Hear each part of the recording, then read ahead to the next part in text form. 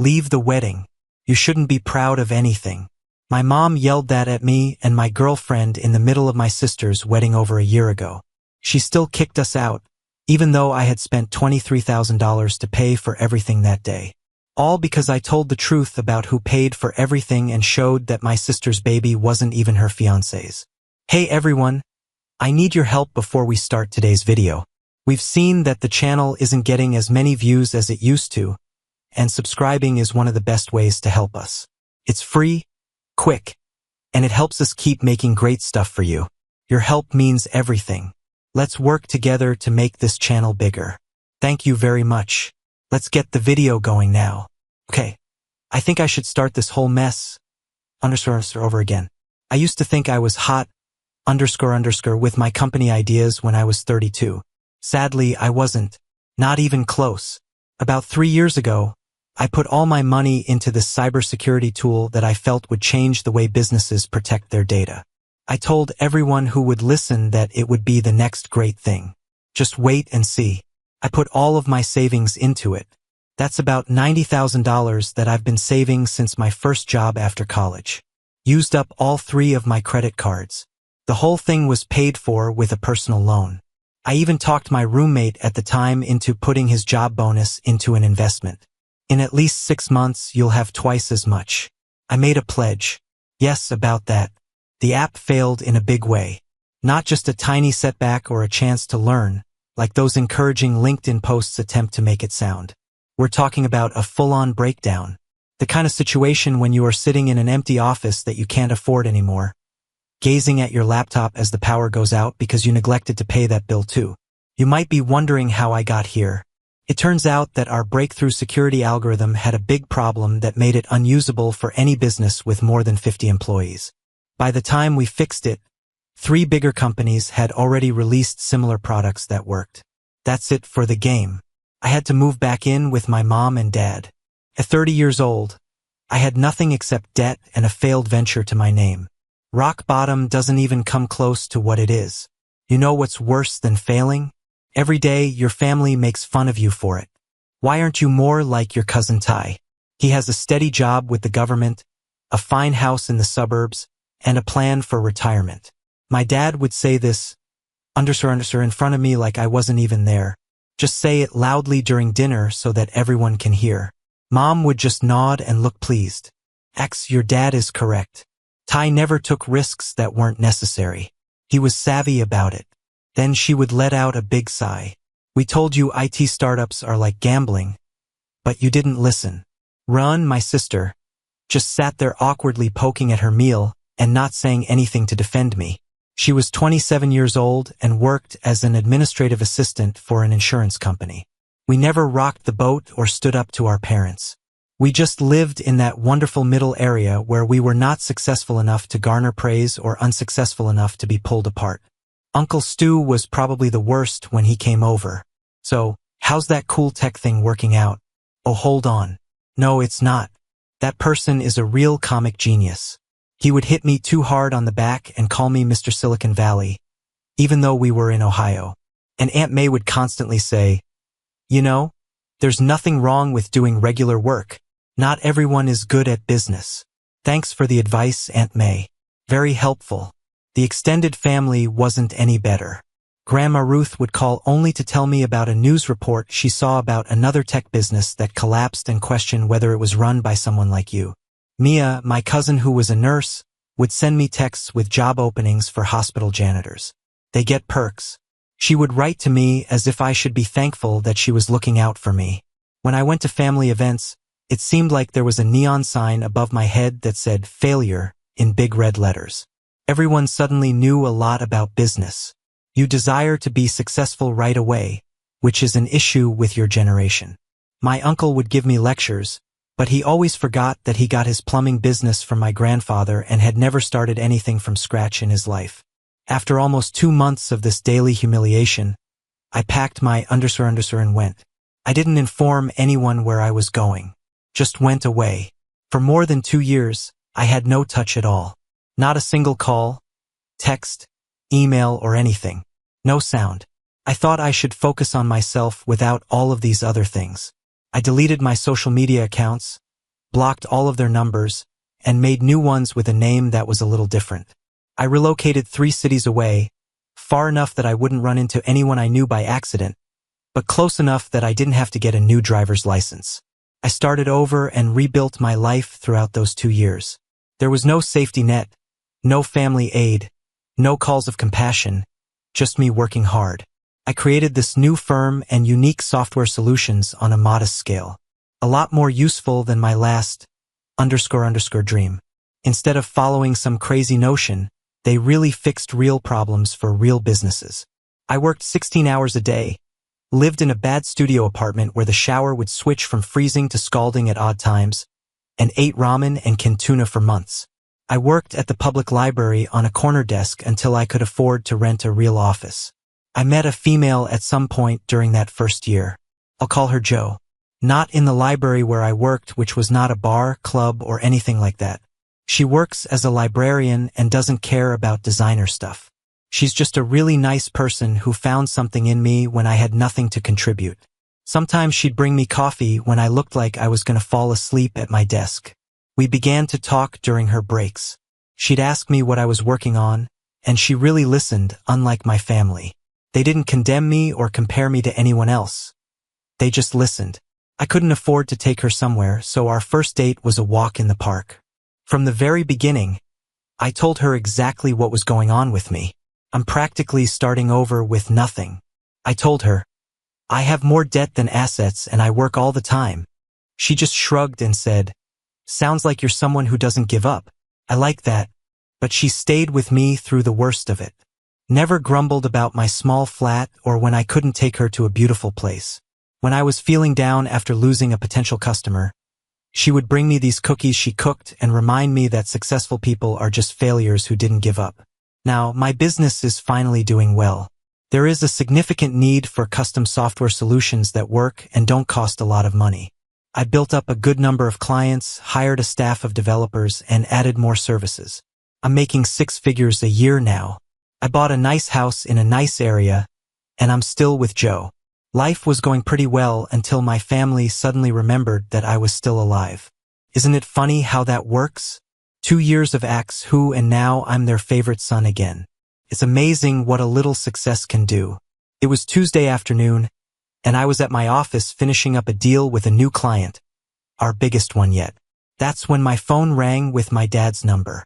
I haven't seen that on my screen in more than 2 years. My immediate reaction was that someone had died.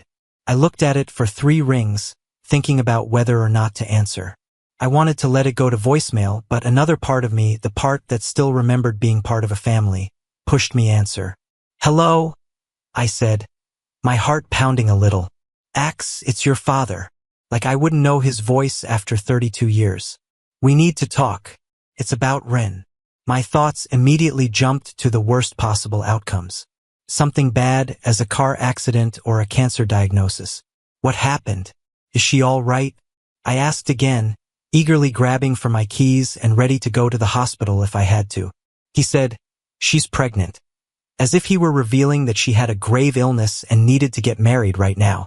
The boy's family is incredibly old-fashioned. I slumped back in my chair and felt a wave of relaxation. Not dead, just pregnant. It's a classic family drama. Not a life or death situation. Okay, and why are you phoning me about this? I asked him, even though I already knew the answer, so he would say it. There was a break. The wedding has to place in a month, though. And you know, your mother and I have been having a hard time since I damaged my back at work last year. That meant they needed cash. Yes, they did. What else might make them break their silence for 2 years? My dad went on, we know you're busy with whatever it is you're doing these days. But you need to act like a man. This is your time to show that you still belong to the family. Be a man. That's what he starts with after 2 years of stillness. And what the hell did he mean by whatever it is you're doing these days? Like my business was just a pastime I was working on in the garage. I said plainly, I own my own business now. A good one. Yes. That was something your mom saw on the internet. He answered in a rude way. Hey, this isn't about you. It's for your sister. She needs her family right now. I almost laughed. She needs family now. Where was this familial support when they all took turns dunking on me? And what about the guy I asked? Zeb is a freelance graphic designer who is incredibly talented, very creative, and has a lot of promise. In my family's lingo, potential means doesn't do anything right now. But we're pretending that he's about to become famous, so he can't afford a wedding. I told them that wasn't a question. My dad remarked, he's building his client base. These things require time to do. You should know this because of everything you've been through. Ow, that was a nice little jab at me, reminding me of my failure while still asking for my money. A brilliant move by Dad. He went on to say that they required at least $23,000 for the wedding, the venue, the food, the dress, and everything else, and they wanted it right away.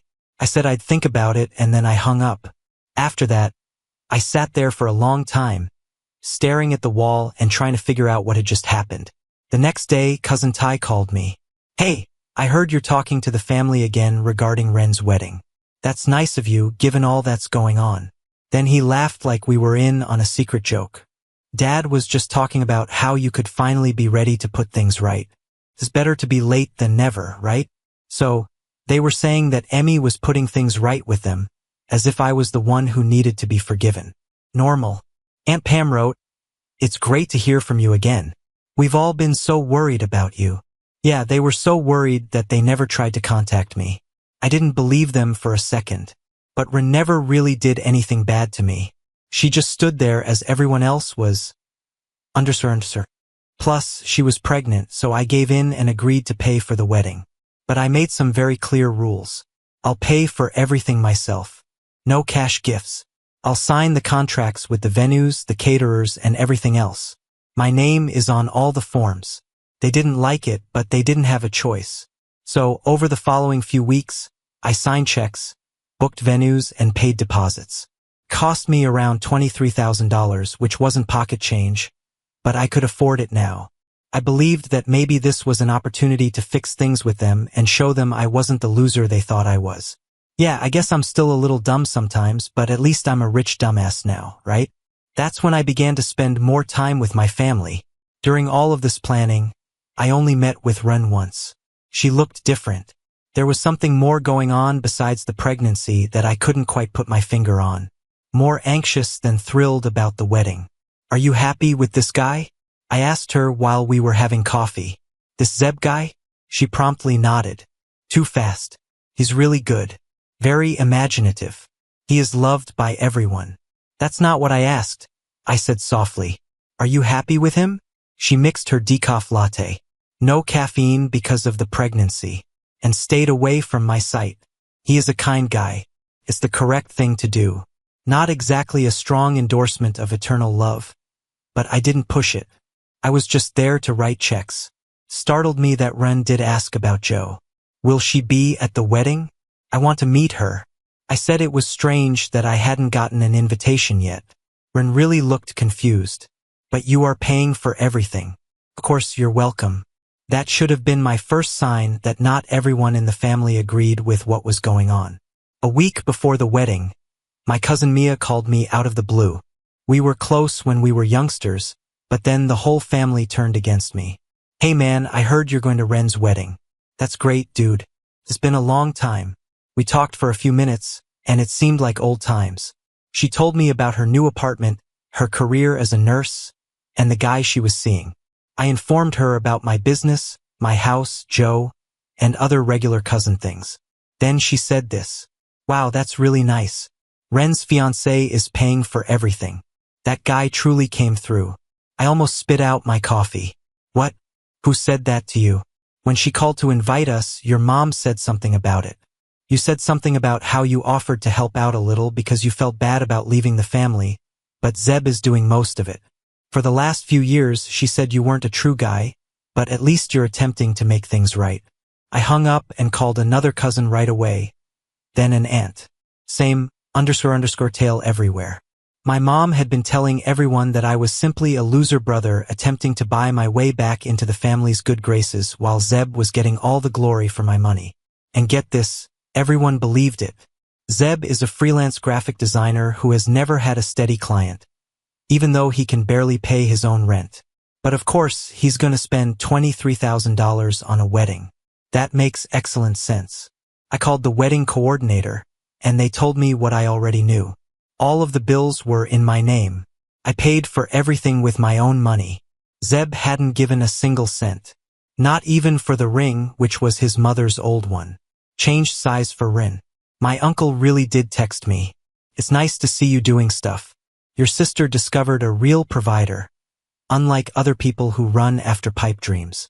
He didn't seem to get that it was ironic that he sent that SMS from a phone I was paying for. Then there was the drama with the group photographs. My mom emailed me that they had set up family portraits for the day before the wedding. She wrote, "Just immediate family. 4 p.m. at the place." I asked what Joe and I should wear in response. 20 minutes later, "Oh dear. I believe there has been a mistake. These are just for family via blood. We'll do some with buddies at the party." Family by blood. Like Joe wasn't going to be my wife one day. Like she hadn't been there for me when none of my family cared. My blood was boiling. So much work. They were still finding ways to disrespect me, even if they had all that money and progress. To them, I wasn't a person. I was simply a wallet with legs, like a freaking ATM with a pulse. I wished I hadn't paid right away, but I already did. I called my mom personally, which I never do. When she picked up, her voice was so phony sweet that it made my skin crawl. Sweetheart, are the flowers not doing well? I told Run we should go with the roses, but why are you telling everyone that Zeb is paying for the wedding? I stopped her. There was a pause, and then I said, "Oh, honey, does it really matter who gets the credit? The important thing is that Ren has her special day. It matters to me." I said, "I'm the one paying for everything." "Well, yes, but Zeb is the groom and he's going to be the one who takes care of Run and the baby. This is just easier. People have specific things they want. People think I'm a loser who can't support his sister because he doesn't have any money." I hit pause again. It might be best if you don't come to the wedding at all. We just don't want to talk about some topics. You know how people gossip, and since you haven't been there in a while, it might be better if only close family comes. I couldn't believe what I was hearing. I hung up and contacted Rin right away. She would have made everything right. She murmured quietly, "I heard what happened with Mom. Hey, Zeb's family is quite conventional. If they learned he couldn't pay for the wedding himself, they'd be ashamed. It's about pride. Thus my pride doesn't matter." I asked. She kept talking and didn't answer my queries. "I understand why they're worried," she said. It's not personal. Don't make this about you, though. Please don't make this about myself. I'm spending $23,000 on her shotgun wedding, and I'm making it all about me. Does Zeb even realize I'm paying? I asked. She didn't say anything, which was enough of an answer. Ren, Jesus Christ. This is really wrong. Please don't ruin this for me, she begged in a hushed voice. Please. I really want this wedding to happen. I was surprised by the way she spoke. Not just begging, but begging like there was more at stake than just a ceremony. I inquired, "Is everything okay with you and Zeb?" She said too fast, "Everything's fine. Everything's perfect," but it didn't sound perfect. It sounded rehearsed. That same day, one of my cousins gave me this gem. "Hey, I'm so glad to see you back. Your dad just told us that your little business experiment is going well, but it's nothing compared to what Zeb is building. I guess we can't all be natural entrepreneurs, right? Some of us need more practice." Yeah, Zeb, the freaking natural entrepreneur who can't afford his own wedding. Brilliant. 2 years of completely ignoring my existence. And now they were not only taking my money, but actively diminishing my success while pumping up this jobless wonder they barely knew. It was like watching a car crash in slow motion. Horrifying, but somehow impossible to look away from. Speaking of Zeb, I finally met him at the rehearsal dinner, which I also paid for, by the way. He was this lanky guy with a man bun and those stretched earlobe things. Looked like every creative type stereotype rolled into one person.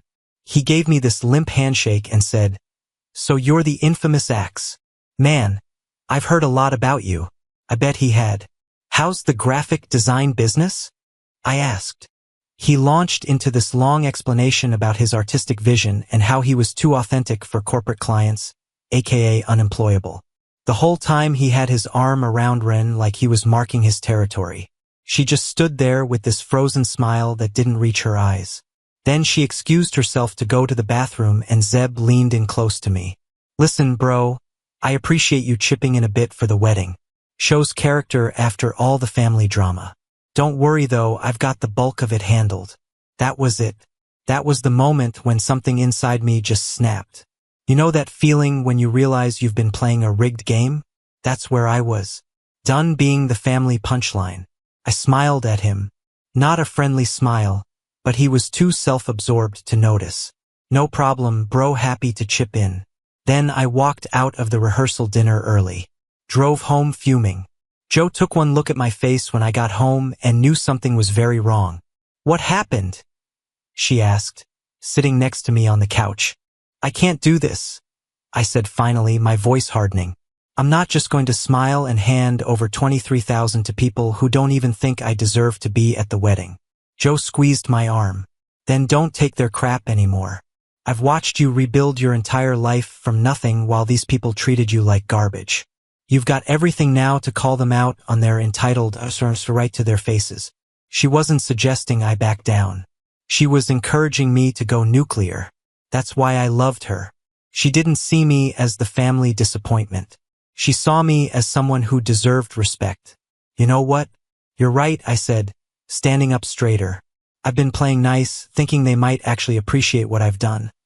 But they're still the same toxic people they've always been. Joe nodded, a slight smile on her face. So hit them where it hurts. Show them exactly what happens when they treat you like an ATM instead of family. That night I couldn't sleep. I kept thinking about what Joe said, about all the contracts in my name, about how completely within my rights I was to pull the plug on the whole thing. I thought about Ren's weird desperation, about Zeb's condescending attitude, about my parents' ongoing campaign to paint me as a failure. I could pull the plug, take back every cent, but this time I'm not just disappearing. They think I'm still a pushover. I'm going to look them in the eyes when their perfect little wedding crumbles. The old axe would have slunk away. The new one hits back and I had to. By morning, I had a plan. The day of the wedding arrived and I got dressed in my best suit. Joe wore the simple but gorgeous blue dress that made her look like $1,000,000. She knew the situation was tense, but she stood by me anyway. Are you sure about this? She asked as we got in the car. Never been more sure of anything in my life, I replied. Time to see if my family enjoys surprises as much as I do. We arrived at the venue early, like first ones there early. A few relatives were already hanging around, and the looks on their faces when they saw me walk in were priceless. Didn't think you'd actually come? Brave move, considering. One of my cousins said as I walked by. I just nodded and kept going. The place looked great. It should, considering what I paid for it. There were flowers everywhere, expensive chairs, and everything else, all with my name on it. Aunt Pam caught me by the door and said, "So nice of you to show your face. Your sister just said that Zeb has been really giving with everything. You may learn a thing or two about being responsible from him." I smiled. Aunt Pam, I'm learning a lot today. Teaches a lot. Joe clasped my hand, which was a quiet way of telling me to keep calm. We sat in the back row, far away from where the immediate family would be sitting. I wanted to see everything before I did anything. The place began to fill up. Zeb's family was smaller but quite boisterous. Lots of creative people with bright hair and old clothes. Everyone seemed to think that their beloved Zeb had paid for this big event. I heard his mother talking about how much money her son spent on his wife. Then my parents saw us from the other side of the room. My mom's face turned white, then red. She ran over and stood between me and the rest of the arena, like a human wall. "Axe, we didn't think you'd come," she said in a low voice. I said with a smile, "I wouldn't miss it for the world. Isn't this a beautiful place?" The centerpieces are my favorite part. The florist did a terrific job with what I told them to do. My mother's eyes moved quickly between Joe and me. "We can't let you get in the way today." I smiled. A smile that wasn't happy. The kind that doesn't get all the way to your eyeballs. "Why? I paid for today." I said it loud enough for everyone to hear. She told them to leave. You shouldn't be proud of anything. At that moment, something cold and distinct came over me. I turned to the venue coordinator, who was nearby, pulled out my phone, and showed her the papers. I have to cancel everything. I'm taking away my permission to pay now. The coordinator's eyes got big. Sir, I look over the deal. Section 2, page 3. I might cancel at any time. The place is in my name, not theirs. I want everything to stop right now. The next several minutes were a mix of frenzy and slowness. The coordinator called certain people. The DJ stopped the music in the middle of the song. The personnel stopped bringing refreshments. They went to backup power settings, which made the lights dim a little. Guests looked about in confusion. People started to talk behind closed doors. My dad ran over and grabbed my arm. What in the world do you think you're doing? He spat. I quietly took his hand off and strolled to the middle of the room. I didn't yell. No need to. You could hear the air conditioning hum because it was so quiet. If you're wondering what's going on, I paid for this wedding. The smell, the place, the cuisine, the clothes, everything. I've been informed that I have nothing to be proud of and that I'm not welcome in the family. So I chose to take my nothing back. My mom was frantically trying to convince the workers at the venue to ignore me, but they kept pointing to the contracts. It appeared like my dad could suffer a stroke. In the corner, Uncle Stu was becoming purple. You're an ungrateful little shit, he said at first, but his wife pulled him back. Zeb pushed through the crowd, appearing perplexed and irritated. What the duck, dude? Is this a joke? I turned to face him directly. You tell me, Zeb. You're the one who's been telling everyone you paid for this wedding, but you didn't put a cent for it. His expression went blank for a second. Then he looked at Ren, who had come into the room in her wedding dress. What is he talking about? Ren just stood there, frozen. I told the venue coordinator to show him the documents. Show him who's been paying for his big day. The coordinator gave Zeb a folder, but not without a fight. He flipped through it, and with each page his face got redder. This is bullshit, he said under his breath. Complete. Understands. Ask your future mother-in-law why she's been telling everyone you paid for everything, I said. Ask your fiancée why she let you think that. Then I turned to Ron, who was standing there looking like she could pass out or run for the door. You might want to ask Ron who the dad is, by the way. It's not your fault. The room was completely quiet. Zeb gazed at Ron, who had turned white. She didn't say no. Not a word was said. She just stood there with her hand over her mouth. What the heck? Zeb said something in a low voice, but everyone heard it in the hush. What? She didn't say anything, but her eyes said it all. Shame, dread, and guilt. Everything was there. Who? Zeb yelled, his voice breaking. Who is it? To be honest, I was also astonished. Lol. I didn't know for sure until that time. It was a well-thought-out guess based on Ren's strange conduct, the rushed wedding plans, and her desperation for everything to happen immediately away. Joe had also pointed out some strange signs, things that only another woman would observe about how Ren acts. But watching Ren's expression at that time made everything clear. Her face said it all when I brought up Dak. I would have struck the bullseye even if I wasn't sure I was aiming at the right thing. I remember one of Zeb's buddies, who was sitting near the rear of the room, suddenly became quite interested in his shoes. Zeb looked where I was looking, and his eyes fell on the person. His face lit up with recognition. Dax, are you kidding me? My best friend. The guy, Dax, seemed to be backing up toward the door. Bro, I can explain.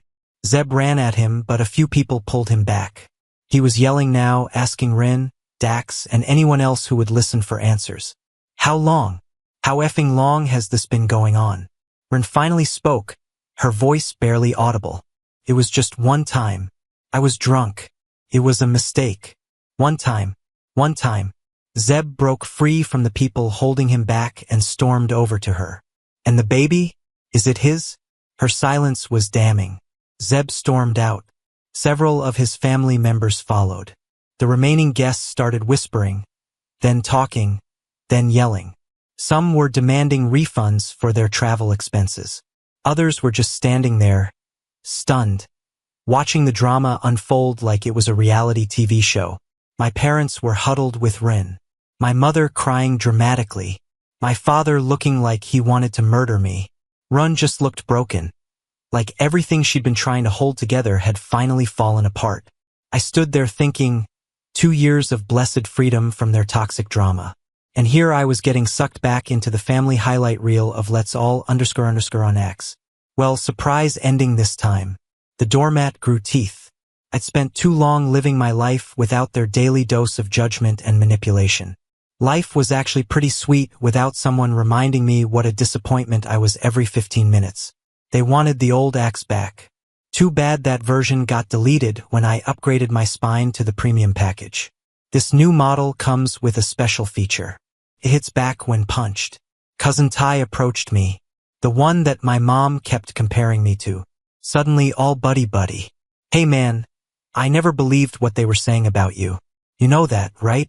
Weird because you were the one who called me a delusional tech bro at Christmas 2 years ago. But sure, Ty, whatever helps you sleep at night. He had the decency to look embarrassed. Look, that was a long time ago. People change, perspectives change. Yeah, especially when they find out who's got money, I replied. Aunt May tried next. Honey, I know tensions are high right now, but surely there's a way to salvage this. For Ren's sake. You mean the Run who lied to her fiancé about who got her pregnant? That Ren? I asked. Or do you mean for the family's sake? The family that told me I wasn't welcome at the wedding I paid for. In the middle of the chaos, Joe and I just walked out. No shouting, no drama from our end. Just a calm exit while everything burned down behind us. Later that night, my phone blew up with texts. The most interesting was from my cousin Mia. Dude, you were right. Dax just posted screenshots of their convos from 3 months ago. The baby's 100% not Zeb's. I wasn't even surprised at this point. Just tired. Tired of the drama. Tired of the lies. Tired of being the bad guy for simply standing up for myself. Ren never contacted me again after that day. Not a text, not a call, nothing. I heard through the family grapevine that she moved in with a friend and was still pregnant, still single, still a mess. My parents tried calling a few times to talk things out, but I didn't answer. Instead, I had my lawyer send them an invoice for all the cancellation fees and deposits I couldn't get back. They never paid it, of course. But that wasn't the point. The point was I finally stood up for myself. I stopped being the disappointing son they could mock until they needed cash. The brother who was supposed to be a man while they treated me like dirt. Uncle Gil sent me this long rambling email about family loyalty and how I destroyed Ren's one chance at happiness. I deleted it without responding. Aunt Pam tried the guilt angle. Your sister is devastated. I hope you're proud of yourself. Delete. Cousin V was actually the only one who seemed to get it. She texted me a week later. That was some hardcore __ you pulled, but honestly, they had it coming. No one should treat family the way they treated you. Both sides messed up, but at least you owned your part. I appreciated her honesty if nothing else. The real cherry on top. 2 weeks later, Zeb, the same guy who supposedly paid for the whole wedding, texted me asking for a job at my company. Hey man, no hard feelings about everything. Your sister and I are trying to work things out. But I was thinking since you've got that successful business now, maybe you could use someone with my creative skills. I'm really good with logos and stuff. I laughed my ass off. I screenshot it and sent it to everyone in my family with just one line. Guess the real provider needs a real job after all. That finally shut them up for a while at least. It's been I don't know how many months since then Joe and I got engaged. Small ceremony, just close friends. No family drama, no __. Just us and the people who actually supported us through everything. My business continued to grow. We expanded to a bigger office, hired more developers, took on bigger clients. Success was the best revenge, as they say. Then one day, out of the blue, Ren showed up at my office. She was very pregnant by then, probably 8 months along. She looked tired, older somehow, like the past half year had aged her 5 years. Can we talk? She asked. I thought about it for a second and then nodded. I sent everyone else home early, and we sat in the conference room. I'm sorry, she responded simply, for all of it. For not standing up for you when everyone else was being mean. For letting your parents utilize you to get money. For saying Zeb would pay for the wedding when he didn't. I didn't say anything. Just waited. She put a hand on her belly and said, I'm having a girl. In 3 weeks. Dax isn't in the image. He didn't want to be. And Zeb? I asked. She shook her head.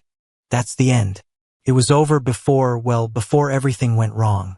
Instead of going through with the wedding, I should have ended it the right way. What was I afraid of? Of being all by yourself. Of letting everyone down. She gazed at her hands. Of being the failure of the family. I think I took that title from you. I laughed even though it wasn't humorous. Quick, piercing noise. Well done. We were quiet for a time. Finally, I asked the question that had been bothering me. Why did you agree to it? With the falsehood that Zeb was paying for me not to go to the wedding? She wiped away a tear. Because I was weak. I've always been weak. It's easier to do what Mom and Dad want than to oppose them. Therefore I do what they want. You were always the strongest. You accomplished it on your own terms even if you failed. I didn't know how to respond to that. Some of me wanted to let her off the hook. But a different section wasn't ready. She instantly responded, I'm not asking for money. As if she had read my mind. I have a job. It's not a lot, but it's something. I simply wanted to say I'm sorry and see if we could be family again someday. Real family, not what our parents think family is. I informed her that I needed some time to consider. She nodded, gave her new number, and departed. That night, Joe and I talked about it. She didn't tell me what to do. She just listened and asked questions that helped me figure out what I was thinking. I didn't call Rin right away.